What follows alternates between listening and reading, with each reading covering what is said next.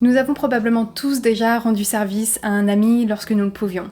C'est justement ce que va faire Stephanie Neyman. Elle va rendre service à une amie, sauf que ce simple service va lui coûter la vie. Et c'est ce que nous allons voir dans l'affaire d'aujourd'hui.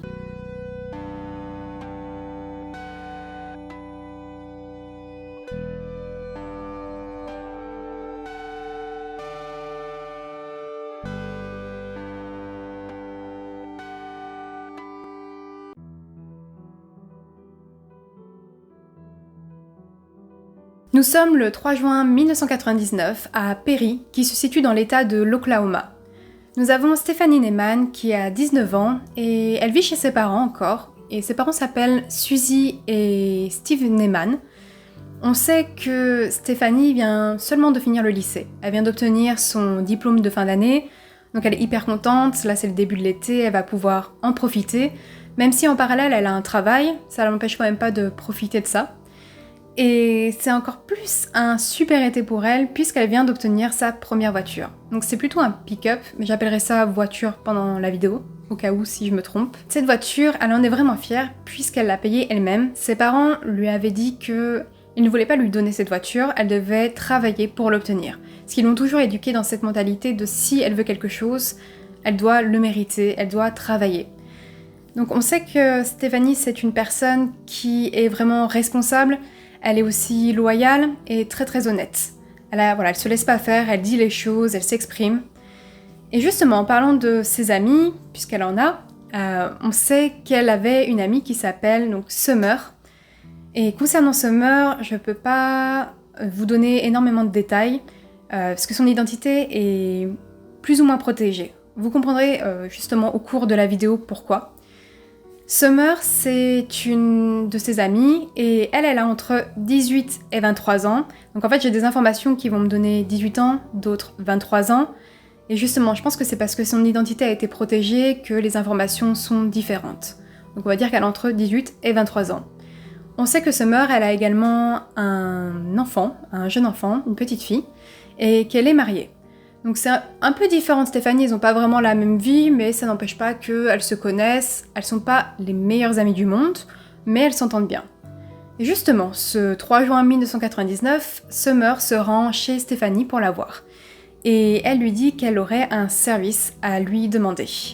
Effectivement, Summer a envie de se rendre chez un ami qui s'appelle Bobby Barnes cette nuit-là. Stephanie sait que Bobby et Summer ne sont pas juste amis, ils ont quand même une relation plus que platonique entre eux, et elle sait également que Bobby est connu pour être un dealer. Donc elle approuve pas vraiment cette relation et ni cette fréquentation.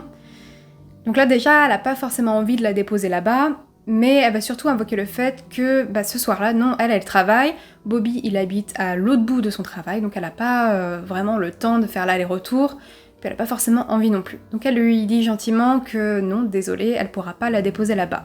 Summer comprend et chacune rentre chez elle. La soirée arrive, et on sait que Stephanie devait commencer le travail vers 23h cette nuit-là. Donc elle est probablement partie un peu avant 23h. Elle s'habille, elle se prépare, elle sort de chez elle, et arrivée au niveau de sa voiture, Summer est présente. Et elle est complètement effondrée, elle est en larmes. Là, Stephanie essaie de comprendre ce qu'il se passe. Summer va donc lui expliquer qu'elle vient d'avoir une grosse dispute avec son mari, qu'elle ne peut plus rentrer chez elle, et là, elle la supplie de la déposer chez Bobby. Cette fois, c'est vrai que Stephanie, elle voit Summer dans un état pas possible, et elle va finir par accepter. Elle lui dit d'accord, mais par contre, on fait vite parce que je veux pas être en retard au travail. Elles vont donc partir toutes les deux pour se rendre chez Bobby. Elles vont, après avoir roulé un petit moment, elles vont arriver devant chez Bobby, et lorsqu'elles arrivent devant, Summer dit à Stephanie « Je n'ai pas appelé Bobby avant de venir, donc c'est vrai que j'ai pas vérifié s'il était à la maison ou pas. Est-ce que ça te dérange? Tu restes devant la maison, moi je vais voir s'il est là, et après je reviens te dire si c'est bon ou pas. » Stephanie, elle lui dit « D'accord, mais par contre fais vite, vraiment, je vais être en retard au travail. » Summer sort dans la voiture. Elle commence à se diriger jusqu'à la porte d'entrée de chez Bobby. Elle va frapper une première fois, aucune réponse. Elle va frapper une seconde fois, toujours aucune réponse. Et là, elle décide d'essayer d'ouvrir la porte. La porte est déverrouillée, donc là, elle commence à pénétrer à l'intérieur de la maison, et à peine elle franchit le seuil de l'entrée, qu'en fait, elle se fait frapper au niveau de la tête, et elle se fait plaquer contre le mur. Et là, elle commence à vraiment ouvrir les yeux et elle voit que Bobby est en face d'elle, sur le canapé. Il a du scotch sur la bouche et il a aussi les mains qui sont liées, donc avec du ruban adhésif pareil. Donc là, vous devez vous demander, mais qu'est-ce qui s'est passé avant? Pourquoi on se retrouve dans cette situation-là? Donc pour comprendre, il faut revenir un peu en avant chez Bobby. Donc, cette nuit-là, à environ 22h30, donc vraiment pas longtemps avant, on a Bobby qui est chez lui avec son fils de 9 mois qui est en train de dormir dans sa chambre. Bobby, lui, s'est endormi sur son canapé. Et tout d'un coup, il a entendu un énorme fracas et 3 hommes sont rentrés violemment chez lui. Ces hommes, il s'agit de Clayton Lockett, de son cousin Alfonso Lockett et d'un de leurs amis qui s'appelle Sean Mattis. Et ces hommes sont également connus pour être des dealers. Et s'ils sont là cette nuit-là, c'est parce qu'ils réclament de l'argent à Bobby. Ils lui disent qu'il a une dette envers eux, et donc ils veulent récupérer cet argent. Bobby, lui, nie, il dit qu'il n'a aucune dette envers eux, et surtout qu'il a rien sur lui, il n'a pas d'argent, il a rien à leur donner. À ce moment-là, les 3 hommes vont s'acharner sur lui, ils vont le passer à tabac, ils vont donc le bâillonner et lui attacher les mains. Et à ce moment-là, ils vont se mettre en quête de fouiller toute la maison à la recherche de drogue ou d'argent. Et en fait, c'est justement pendant cette fouille que Summer va rentrer dans la maison et se retrouver mêlée à toute cette histoire. Donc imaginez quand même la scène. À ce moment-là, après qu'elle soit neutralisée, un des hommes va remarquer la voiture qui attend toujours à l'extérieur. Donc ils vont demander à Summer qui est cette personne, et elle va expliquer que c'est son ami qui attend de savoir si tout va bien avant de pouvoir repartir. Sauf que malheureusement, les hommes sont intéressés par la camionnette, par la voiture pick-up de Stephanie. Ils vont dire à Summer de faire en sorte que Stephanie vienne à l'intérieur. Summer va en premier lieu refuser, elle veut pas du tout impliquer Stephanie dedans, et ils vont la frapper encore à nouveau, encore et encore. Après ça, on sait qu'ils vont la menacer, ils vont lui dire que si elle ne fait pas ce qu'il leur demande, ils vont tuer Bobby, ils vont tuer son fils, et ils vont la tuer également elle. Donc là, elle sait qu'elle n'a pas le choix, et elle va accepter. Elle va sortir, et on ne sait pas exactement ce qu'elle va dire à Stephanie à ce moment-là, mais elle va réussir à la convaincre de rentrer avec elle à l'intérieur. Et bien sûr, dès que Stephanie va franchir le seuil de la porte, elle va se recevoir directement un coup de crosse du fusil de Clayton. Elle va tomber au sol. Là, elle va reprendre conscience et on va directement lui demander les clés de sa voiture et le code aussi de l'alarme parce qu'elle avait une alarme dans cette voiture. Elle va résister, elle va dire que non, parce que comme je vous l'ai dit avant, elle était vraiment hyper fière de cette voiture. C'était sa première voiture qu'elle s'est payée en travaillant toute une année, donc elle veut pas. Et sauf que, elle comprend que là, elle pourra pas négocier. Il y a quelqu'un qui la braque avec une arme, 2 autres hommes, les autres qui sont attachés, liés, enfin les autres, Bobby pour le moment. Et finalement, elle va céder et elle va donner les clés de sa voiture. Après ça, ils vont ramener Summer et Stephanie auprès de Bobby et ils vont également les bâillonner et leur attacher les mains. On sait que par la suite, ils vont les ramener tous les 3 dans la chambre du fils de Bobby, qui était en train de dormir. Et finalement, un des hommes va se saisir de Summer. Ils vont se saisir d'elle et il va la ramener dans une autre pièce. On sait malheureusement qu'à ce moment-là, Summer va être violée par les 3 hommes. Au bout d'à peu près 1 heure, ils vont la ramener avec les autres qui sont toujours là, qui ont tout entendu, qui n'ont rien pu faire, qui étaient impuissants, puisqu'ils étaient attachés, bâillonnés et sous la surveillance d'un autre. Elle est bien sûr traumatisée quand elle revient. À ce moment-là, on sait que Clayton va commencer à parler aux autres. Et en fait, imaginez-vous que les autres entendent tout ce qui se passe. Il commence à parler du fait qu'il faut maintenant les tuer tous les 3. Donc il commence à dire qu'ils vont les tuer tous les 3, et après, par rapport au bébé, ils vont le prendre et le déposer dans un orphelinat et s'enfuir. Donc là, imaginez-vous quand même les 3 qui entendent ça, qui pensent que voilà, c'est fini, ils vont se faire directement tuer. Clayton va se retourner auprès de Sean et il va lui dire d'aller dans le garage et d'aller chercher une pelle. Sean va s'exécuter, il va ramener une pelle, Clayton va donc se saisir de celle-ci et ils vont après ça déplacer tous les otages et les mettre dans des voitures, y compris l'enfant de Bobby. Donc ils vont les séparer dans 2 voitures différentes, celle de Stephanie et celle de Bobby. Ils vont tous conduire, se suivre sur la route et conduire, et ils vont aller jusqu'à vraiment un endroit complètement rural, donc la pure campagne. Il n'y a presque pas d'habitation autour, c'est la nuit également. Ils vont s'arrêter, et on sait, d'après les témoignages qu'on a entendus, qu'à ce moment-là, Clayton va à nouveau se saisir de Summer. Il va à nouveau abuser d'elle, et également Sean, une nouvelle fois, va abuser d'elle.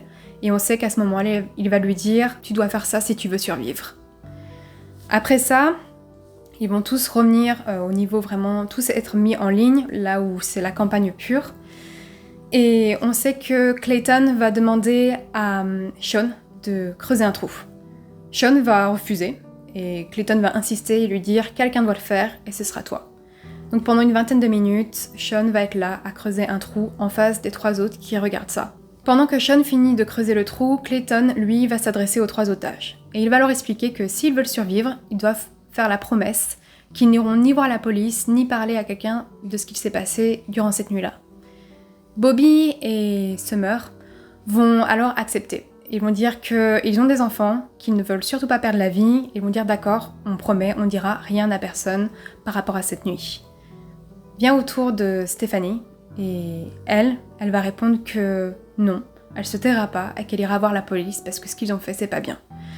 Et c'est là qu'en fait ça va prendre un véritable tournant vers l'horreur. On va se saisir de Stephanie, on va la placer directement dans le trou qu'ils viennent de creuser. Clayton va saisir de son arme et il va directement tirer sur Stephanie.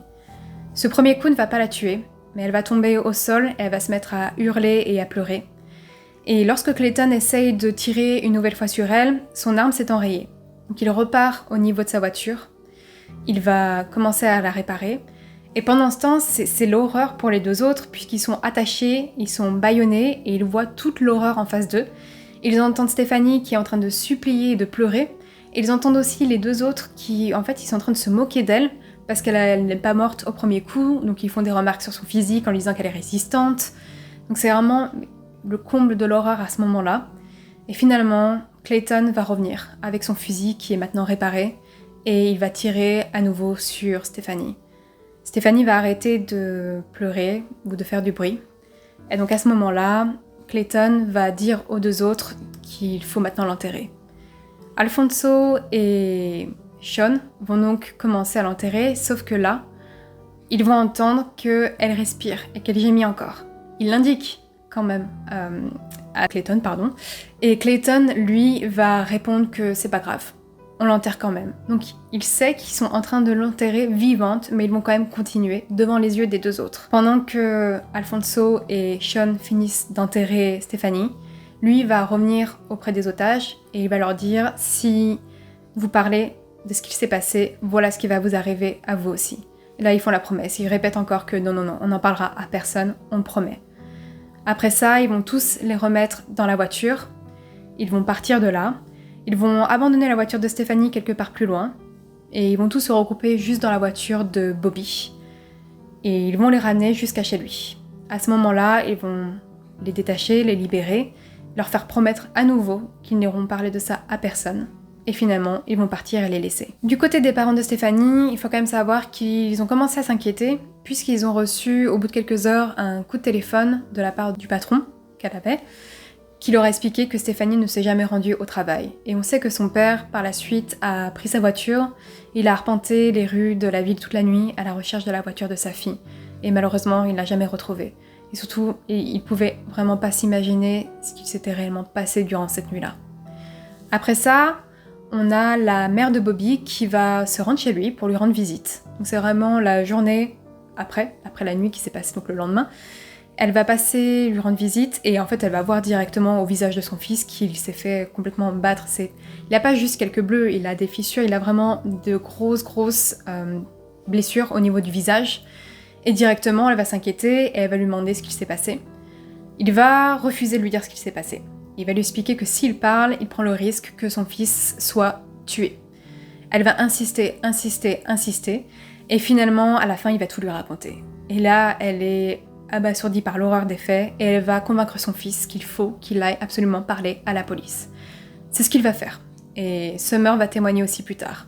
Donc le lendemain, Bobby va se rendre au poste de police, et là, il va raconter tout ce qu'il s'est passé durant cette nuit. Et grâce à ça, la police va finalement pouvoir se rendre sur les lieux, là où on a enterré Stephanie. Ils vont pouvoir la retrouver et la ramener. Et à peu près 12 heures après son meurtre, on va être en position d'arrêter et de ramener les 3 hommes au poste de police. On sait que durant à peu près les 2 premiers entretiens, Clayton va nier les faits. Le premier, en fait, il va invoquer son avocat, le deuxième, il va nier les faits, et finalement, au bout du 3e, il va avouer le meurtre de Stephanie. Et il va justifier ça en disant que oui, c'est vrai qu'à la base, il voulait les tuer tous les 3, et finalement, il a tué que Stephanie, puisque c'était celle qui voulait parler. Elle l'avait menacé de tout raconter à la police, donc il n'allait pas la laisser en vie. Et ce qui a fait que les autres soient encore en vie, c'est déjà le fait qu'ils aient promis, mais également le fait qu'ils aient des enfants tous les 2. Donc c'est ça qui leur a sauvé la vie aussi. Le procès de Clayton va avoir lieu en août 2000, et durant son procès, sa défense va énormément invoquer son passé. C'est vrai que, lorsqu'on regarde les faits, il a eu une enfance qui est plus que chaotique. On sait, d'après tout ce que j'ai pu lire, que Clayton, il a eu une mère qui était droguée, donc elle l'a élevé jusqu'à ses 3 ans, et elle était vraiment très très dépendante par rapport à la drogue. Finalement, quand il a eu 3 ans, elle a décidé de le déposer devant la porte de chez son père. Son père va le recueillir, et en fait, il va créer une véritable admiration pour cet homme, sauf que c'est pas quelqu'un qui est bon envers lui. C'est un ancien criminel qui va le battre régulièrement, avec une ceinture, avec tout. Il est vraiment hyper violent avec lui. Il va lui apprendre aussi à voler. On sait que lorsqu'il avait environ 3 ans également, il l'a incité à prendre de la drogue, qu'il regardait des films pornographiques en présence de son fils. Et en fait, il a tout fait pour l'inciter à avoir une vie sexuelle très très jeune. Donc il a eu une sexualité très précoce. Et surtout, il lui a toujours dit que les femmes n'étaient pas de bonnes personnes et que finalement, s'ils étaient sur Terre, c'était juste pour servir les hommes. Donc il a grandi avec cette idéologie. Et lorsqu'il a eu 16 ans, on sait, donc il a été arrêté pour cambriolage, il a été mis dans un centre pénitentiaire pour adultes, enfin un centre de correction. Et malheureusement, on sait qu'il a été, à ce moment-là, violé par 3 hommes. Donc ça a été un traumatisme en plus. Donc là, on va invoquer tous ces faits pour essayer de justifier, si on peut dire ça comme ça. On va aussi invoquer le fait qu'il aurait été abusé sexuellement par son grand frère. Lui n'a jamais affirmé ça, c'est les proches de sa famille qui vont le dire durant le procès. On a aussi un psychiatre qui l'a analysé et qui va expliquer que pour lui, ce n'est pas un psychopathe. Il explique directement, il enlève l'hypothèse de psychopathe. Il explique que non, il a des sentiments, il peut avoir du remords, mais en fait, tous les traumatismes qu'il a vécus auparavant vont faire en sorte qu'il a créé un véritable trouble. Il a eu un choc post-traumatique par rapport à tout ce qu'il a vécu. Un des plus gros impacts, ça a été l'abandon de sa mère, mais également le viol qu'il a subi lorsqu'il était en détention. Et il explique qu'à cause de ça, il a développé vraiment un comportement antisocial. Mais qu'il a toujours quand même la notion du bien et du mal, et qu'il a surtout de l'affection pour les enfants. Probablement parce qu'il se projette, lui, quand il était jeune, par rapport à ça. Donc bien sûr, tout ça ne justifie pas ce qu'il a fait et n'excuse pas ce qu'il a fait, mais ça permet peut-être de comprendre un peu mieux comment on arrive jusqu'à commettre un geste pareil. Finalement, Clayton va être condamné pour le meurtre de Stephanie, il va être condamné à mort. Donc il va être déclaré coupable pour vol avec violence aggravée, pour kidnapping. Et pour donc tous ces chefs d'inculpation, il va être condamné à 2285 ans de prison, en plus de sa peine de mort. Concernant Alfonso et Sean, eux vont être condamnés à la prison à perpétuité. En 2014, devait avoir lieu l'exécution de Clayton, et celle-ci va faire énormément parler dans les médias. Et je vais vous expliquer pourquoi ça a été un moment important. L'exécution devait avoir lieu normalement en, si je me rappelle, mars 2014. Et à ce moment-là, la pharmacie auprès de laquelle la prison se procurait les produits pour l'injection létale n'avait plus ces médicaments, ils étaient en rupture de stock. Donc ils ont décalé à 1 mois plus tard. Sauf qu'un mois plus tard, le stock n'était toujours pas revenu. Donc ils ont décidé d'utiliser un autre composé médicamenteux. Et par rapport à ça, c'est un composé qui n'a pas forcément été testé avant. Et donc ils vont quand même décider d'utiliser ça. Donc, arrive le jour de l'exécution et ça va se passer absolument pas comme ils avaient prévu. Le problème, c'est déjà lorsqu'ils vont essayer de mettre en place la perfusion, ils vont quand même s'y reprendre à 9 fois. Donc on va tenter de le piquer au niveau du bras gauche, au niveau du bras droit, dans le biceps. On va essayer également au niveau des pieds. Et finalement, la 9e fois, ils vont tenter au niveau de l'aine, et là, ils vont réussir. Donc l'injection va commencer à ce moment-là, et environ 10 minutes après, on va voir et on va dire qu'il est à présent inconscient, donc ce qui est à peu près le processus habituel. Sauf que les choses vont changer d'un coup, quelques minutes après. Clayton va se réveiller, il va commencer à parler bizarrement et expliquer qu'il y a vraiment quelque chose qui va pas. Il va commencer à se débattre, à vouloir se lever de la table, à se tordre de douleur. Et je sais pas si tout le monde est au courant, mais lors des exécutions, alors je peux pas affirmer que ce soit le cas tout le temps, ça je ne sais pas, mais en tout cas pour ce cas-là, c'était le cas. Et il y avait des gens dans l'auditorium, qui pouvaient assister à l'exécution. Et donc imaginez-vous de voir une exécution pareille, l'homme qui se relève, qui commence à bouger de partout, les gardes qui sont là autour. Donc ça commence à être vraiment la panique, et là on décide d'arrêter l'exécution. Finalement, on va se saisir de Clayton, on va le mettre dans une pièce à part, et environ 1 heure après que l'injection avait été faite en premier lieu, il va finalement mourir d'une crise cardiaque. Et pourquoi c'est important de savoir ça, et l'impact, c'est parce que ça va aller donc être diffusé dans tous les médias, parce que les gens vont commencer à parler de ça, et ça va être au point où Barack Obama, qui était président à l'époque, va même qualifier cette exécution d'inhumaine. Et donc ça va vraiment commencer à relancer tout ce qui va être le débat autour du protocole, autour de la peine de mort par injection létale. Et la plus grosse répercussion va être le fait que toutes les autres exécutions qui étaient prévues, qui devaient être faites par le même système médicamenteux, vont être toutes retardées. Et ça va à nouveau donc relancer le débat autour de ça. Si vous voulez en apprendre un peu plus par rapport à toute cette histoire, je vous mettrai les liens en barre d'infos, comme ça voilà, parce que je ne vais pas aller dans tous les détails non plus. Et je vais juste finir par rapport à cette histoire en disant que finalement, on a compris que c'était pas les médicaments qui avaient été le problème, c'est lors de la perfusion. La perfusion n'avait pas forcément été très bien faite et ça a dévié apparemment au niveau de la veine. Donc il n'a pas eu en fait toute la composition. C'est pour ça qu'en fait il s'est réveillé au bout d'un moment. Mais ça va quand même avoir de grosses répercussions au niveau juridique, au niveau politique. Donc je mettrai vraiment tout en barre d'infos pour que vous puissiez faire vos propres recherches si jamais ça vous intéresse. Donc c'est sûr que, comme je vous l'ai dit, cette affaire a eu de grosses répercussions lors de l'exécution de Clayton, où les gens ont eu, peut-être ceux qui ne savaient pas auparavant ce qu'il s'était passé, là ils ont été au courant de tout ce qui s'est passé, on a répété les faits dans les journaux. Et même si ça a eu une incidence sur le protocole et sur le pays en lui-même, ça a eu aussi un impact sur la famille de Stephanie. Puisqu'en fait, il y avait des journaux, après c'est ce que eux ont ressenti, ils avaient l'impression que certains journaux prenaient un peu en pitié Clayton, puisqu'il a souffert plus que ce qui est prévu durant une peine de mort par injection létale. Ils avaient l'impression qu'il prenait son parti et que finalement, ils oubliaient qu'il n'a pas considéré le fait qu'elle allait souffrir. Donc pour eux, ils ont estimé qu'il le méritait et qu'ils n'avaient aucune pitié pour lui.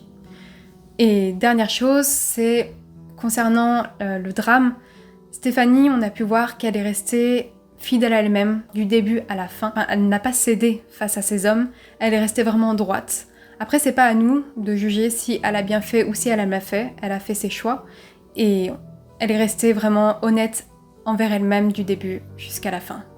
C'est tout pour cette affaire, j'espère que vous avez apprécié. Si c'est le cas, n'hésitez pas à mettre un like et n'hésitez pas non plus à vous abonner et activer la petite cloche pour les notifications.